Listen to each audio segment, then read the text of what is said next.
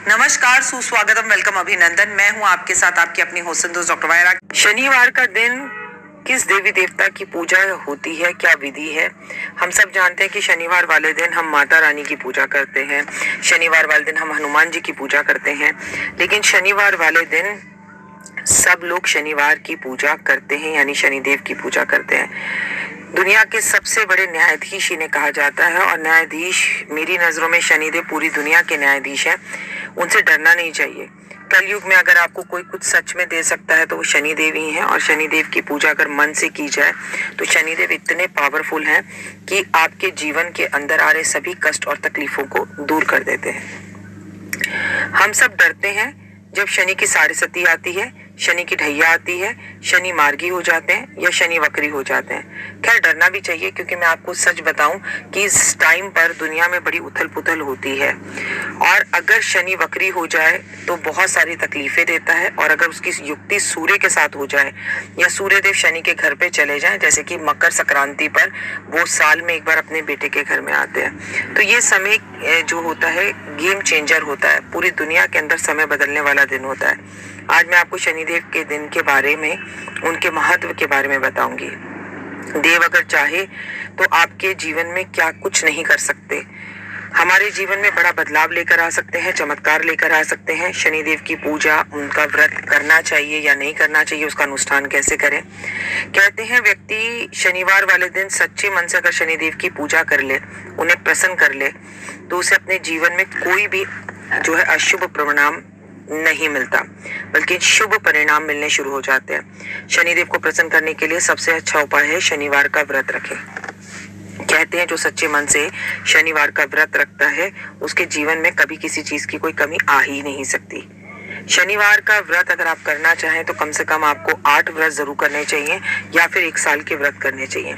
अगर आप 8 व्रत करके उसका उद्यापन करें तो मैं आपको बताऊं कि कैसे व्रत आरंभ करना है और कैसे उद्यापन करना है। तो चलिए आइए कार्यक्रम की शुरुआत करते हैं। शनिवार वाले दिन सुबह जल्दी उठकर स्नान आदि करके सफेद वस्त्र धारण करें, या कोई भी कलर के कपड़े धारण करें, पर गलती से भी काले कपड़े धारण ना करें। पूजा की तैयारी तैयार करें। सूर्य की उदय होने से पहले शनिदेव की पूजा करें या सूर्य अस्त होने के बाद करें, पर अपने घर के अंदर संकल्प ले लें। पूजा की थाली में आपको क्या रखना है, जिसमें आपको सरसों का तेल रखना है, काला कपड़ा रखना है, काले तिल रखने हैं, साबुत उड़द रखनी है, और आपको साथ में एक दीपक तैयार करना है सरसों के तेल का।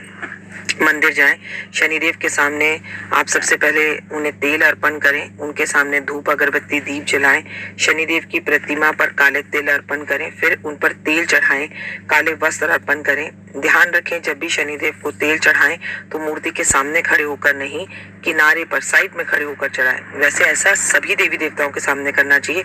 प्रभु के ठीक सामने केवल राक्षस खड़े होते हैं, किनारे पर खड़ा होना चाहिए। और ऐसी बहुत अच्छी व्यवस्था साउथ इंडिया के मंदिरों में है। हमारे यहाँ तो मंदिर में सामने भगवान के सामने जाके खड़े हो जाते हैं। अब ऐसी ही व्यवस्था है तो ऐसा ही करना पड़ता है, पर थोड़ा टेढ़ा होकर खड़े हो जाए। और गलती से भी शनिदेव की आंखों में आंखें डालकर कभी ना देखें, उनसे हमेशा आंख झुकाकर बात करें। शनिदेव के मंत्रों का जाप करें। ओम ब्राह्म प्रेम प्रोसा शनिदेवाय नमः। संभव हो सके तो शनि चालीसा पढ़ें, शनि की कथा पढ़ें। शनिदेव की पूजा करते वक्त हमेशा याद रखें कि मन में ओम नमो नारायण का जाप करते रहें, जय श्री कृष्णा का जाप करते रहें, ओम नमः शिवाय का जाप करते रहें। और जब सबसे पहले शनिदेव को जब आप सरसों का तेल अर्पण करते हैं तो अपनी मनोकामना को बोले। शनिदेव को सरसों के तेल की बनी हुई पूरी, काली उड़द की खिचड़ी बेहद पसंद है। उन्हें इमरती बहुत पसंद है, उन्हें दही बल्ले बहुत पसंद है। ये सब चीजें उन्हें अर्पण करें और उसके बाद इसे भोग के रूप में लोगों को बांटें और स्वयं भी खाएं। अगर आपने व्रत रखा है तो आप ये सब चीजें शाम के टाइम खा सकते हैं। इसके बाद पीपल के पेड़ पर जल अर्पण जरूर करें। पीपल के पेड़ पर 4 मुखी दिया जरूर जलाएं। सरसों के तेल का दिया जलाने के साथ पीपल के पेड़ पर आपको हमेशा एक घी का दीपक भी जरूर जलाना चाहिए, महालक्ष्मी और विष्णु के नाम का। याद रखिए कि उसके पीपल के पेड़ पर कच्चा सूत बांधते हुए 7 परिक्रमा करनी चाहिए और अपनी मनोकामना को बोलना चाहिए। इस व्रत को आप पूर्ण श्रद्धा और विश्वास के साथ रखें। अन्न का ग्रहण ना करें, पूरा दिन फलहार करें, दूध पिएं, दही लें। शाम को आप एक समय का भोजन कर सकते हैं, और उसमें भी अगर आप संकल्प करके कहें कि मैं केवल और केवल उड़द की दाल की खिचड़ी खाऊंगी या खाऊंगा, तो आपका जो मनोरथ हो वो जल्दी सिद्ध होता है। बाकी आप बिना लहसुन प्याज के कुछ भी खा सकते हैं। कोशिश करें खाने से पहले किसी को खिलाएं। इन व्रतों में कुछ जरूरी बातें ध्यान में जरूर रखें, कान खोल कर सुन लें, आपसे गलती ना हो। शनिवार वाले दिन बहुत सारे ऐसे काम हैं जो आपको नहीं करने चाहिए। आपको अगर अपने जीवन में सुख चाहिए तो शनिवार वाले दिन आपको तेल नहीं खरीदना चाहिए, किसी का दिल नहीं दुखाना चाहिए। शनिदेव को प्रसन्न करने के लिए आपको मांस मदिरा का सेवन नहीं करना चाहिए, चाहे आप व्रत रखें या ना रखें। शनिवार वाले दिन आपको लोगों की मदद करनी चाहिए। शनिवार वाले दिन आपको याद रखिए, अगर भगवान के दंड से तकलीफ होती है तो किसी का दिल भी ना दुखाए, क्योंकि शनिदेव कहते हैं मैं न्यायाधीश हूँ, तू जैसे कर्म करेगा मैं वैसा फल दूंगा। शनिवार वाले दिन कोयला, नमक, चमड़ा, जूते, काले तिल, काली उड़द, झाड़ू, तेल, लकड़ी, लोहा, लोहे की बनी वस्तुएं, ये सब चीजें आपके जीवन में बाधाएं उत्पन्न कर सकती हैं। कोशिश करें इनका प्रयोग ना करें या इन्हें ना खरीदें। शनिवार वाले दिन आपको पूर्व, दक्षिण और ईशान कोण की यात्रा करने से बचना चाहिए। अगर करनी भी पड़े तो प्रभु को याद कर कर ही करें और घर से एक चम्मच दही खाकर यात्रा को आरंभ करें।